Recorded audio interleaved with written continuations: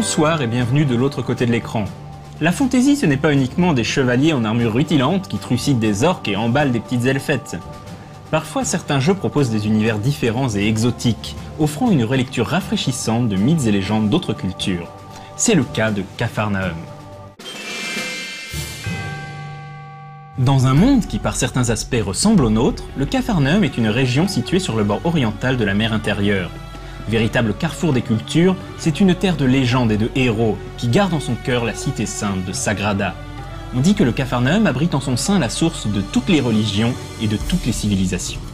Ces civilisations fleurissent tout autour de la mer intérieure.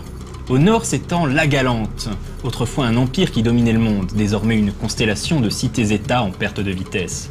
À l'ouest, les terres d'Occidentine, d'Aragon et de Dorcadie vénèrent Jason l'Escartes, l'envoyé divin écartelé puis ressuscité.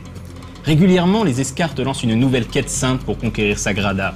Certains disent que les dieux et les esprits prennent parfois forme humaine et marchent parmi les peuples du Capharnaüm pour les manipuler ou les guider.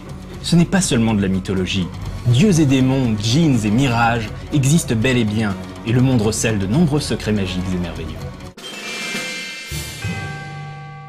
Parfois, des enfants naissent en portant dans leur dos une empreinte de dragon à l'emplacement du cœur.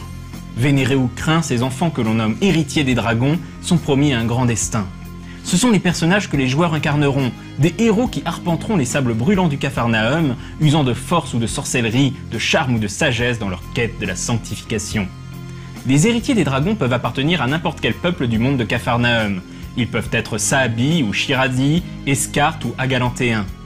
Une fois qu'il aura choisi son peuple d'origine, que l'on appelle son sang, le joueur devra choisir une caste appelée sa parole. Chaque parole donne accès à différents types de capacités et de pouvoirs.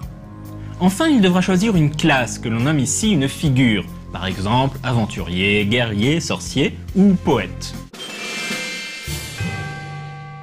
Capharnaüm se veut un jeu épique et héroïque, qui accorde une grande place aux coups d'éclat et aux interprétations théâtrales et flamboyantes. Lorsque le personnage veut entreprendre une action, il additionne la caractéristique et la compétence sollicitée, et les résultats lui donnent un nombre de dés à 6 faces qu'il devra lancer. Ensuite, il devra sélectionner un certain nombre de dés, ce nombre correspondant à son score de caractéristiques. L'addition des résultats de ces dés, comparés à un seuil de réussite, déterminera si l'action est une réussite ou un échec. Quant aux dés non gardés, ils devront être additionnés séparément, ce qui déterminera la qualité de la réussite ou de l'échec, par exemple une réussite mémorable ou un échec douloureux. Avec son univers orientalisant et gorgé de magie, Capharnaüm possède un charme bien à lui qui lui permet de se démarquer de la fantaisie plus classique et toujours un peu redondante. Ici, on est plus proche de l'ambiance des Mille et Une Nuits que du Seigneur des Anneaux. Le jeu se double d'une réflexion philosophique intéressante et reste suffisamment proche de nos civilisations méditerranéennes pour que l'on ne se sente pas totalement perdu. Bref, c'est une oasis de soleil et d'aventure dans laquelle on a envie de se jeter la tête la première, sans compter que le livre et les illustrations sont juste magnifiques.